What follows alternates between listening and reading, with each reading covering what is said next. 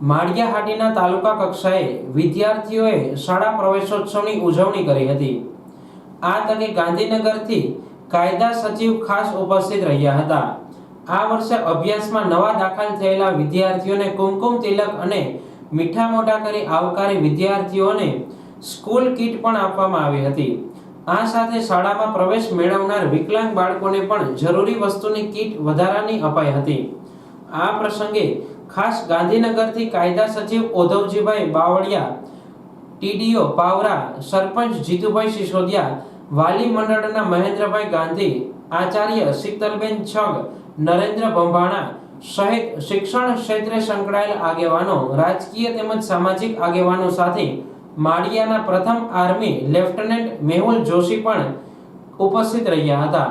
કન્યા કેળવણી મહોત્સવ અને શાળા પ્રવેશ ઉત્સવ 2024ના રોજ માળિયા હાઈસ્કૂલ ખાતે અને કુમાર પે સેન્ટર માળિયા, ગર્લ્સ સ્કૂલ માળિયા સંયુક્ત જે પ્રવેશ ઉત્સવ આયોજન કર્યું તેમાં આ પ્રસંગે ઉપસ્થિત આપણા ગાંધીનગરથી કાયદાકીય સચિવ શ્રી બાવળિયા સાહેબ જ્યારે ઉપસ્થિત રહ્યા છે અને તમામ જે મહેમાનોએ હાજરી આપી અને પ્રવેશ ઉત્સવ જે આજ ઉજવો છે, આજે વાવણી થઈ છે, એ તો બીજ ઉગે છે, એમાં આ પણ એક વાવણી આજે બાળકોની જે કરી છે એમાં વાલીગણ અને શિક્ષકો સંયુક્ત મળી અને એ જે બીજ ઉગાવી અને વટવૃક્ષ કરવાની આજે જે આપણી ફરજ નિભાવીએ અને બાળકોએ પણ આજે જે પ્રભુતામાં પગલાં માંડી અને જે આજે ઉત્સવમાં એ પણ બાળકોને ભગવાનને એવી પ્રાર્થના કરીએ કે એ એની આગળ શિક્ષણમાં વટવૃક્ષ બને તેવી તમામ આજ અમારા મસ્તક મહેમાનોની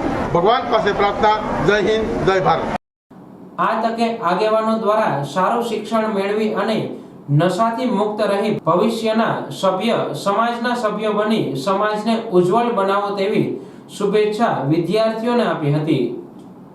સરકારી હાઈસ્કૂલ માળિયાહાટીની અંદર પ્રવેશોત્સવ નિમિત્તે અહીં ઉપસ્થિત અધિકારીગણ દ્વારા તથા ગાંધીનગરથી પધારેલા સચિવ સાહેબ શ્રી બાવળિયા સાહેબ દ્વારા તેજસ્વી વિદ્યાર્થીઓને સન્માનિત કરવામાં આવ્યા, પ્રોત્સાહિત કરવામાં આવ્યા।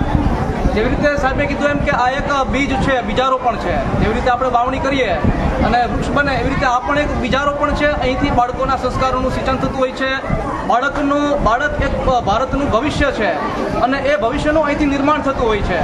ત્યારે આ એક ખૂબ જ સારી કામગીરી અહીંથી કરવામાં આવી રહી છે અને હું પણ એટલું જ કહીશ બાળકોને કે હંમેશા વ્યસનથી દૂર રહે, પોતાનું લક્ષ્ય ઊંચું રાખે અને પોતાની અંદર અસીમિત શક્તિઓ છે એ પોતાની શક્તિઓ પર વિશ્વાસ રાખે તો હંમેશા તે શ્રેષ્ઠ સફળતાના શિખરોને સર કરશે અને ભારતને વિશ્વ શક્તિ બનતા કોઈ નહીં રોકી શકે। જય હિન્દ।